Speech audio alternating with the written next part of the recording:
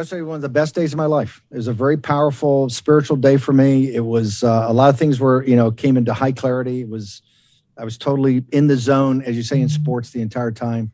And they're not going to shut me up. We see you saw from the demonic speech that Biden gave in Philadelphia. Exactly. This is a dying regime. That was a primal scream.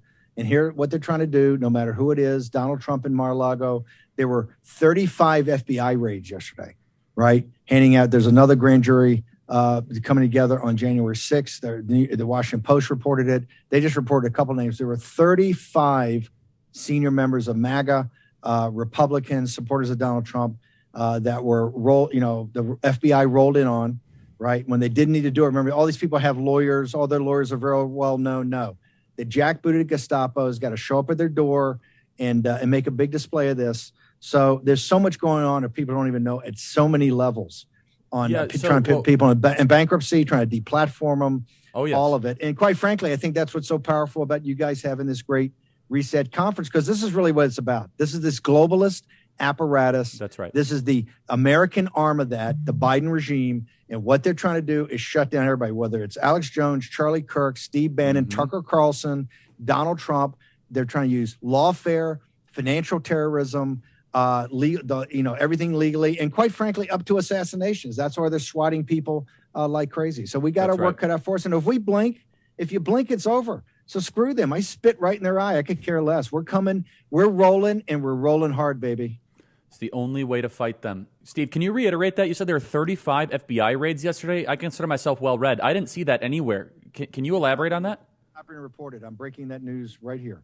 If you go to the Washington Post story, I think Josh Dawsey's story, if your staff pulls it, Charlie, they mentioned, I think, 5 names, Boris Epstein being one of them, but I think there's 5 people. There were 35.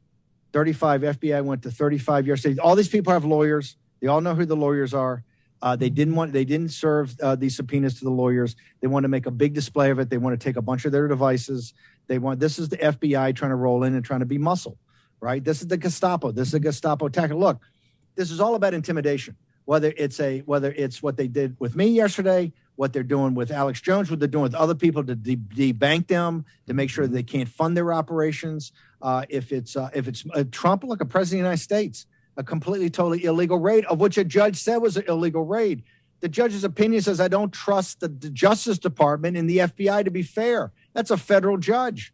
Okay. You see it all over. And 35 members of MAGA, the Republican Party, people close to Donald Trump, were rolled in on yesterday by the FBI with these intimidation tactics.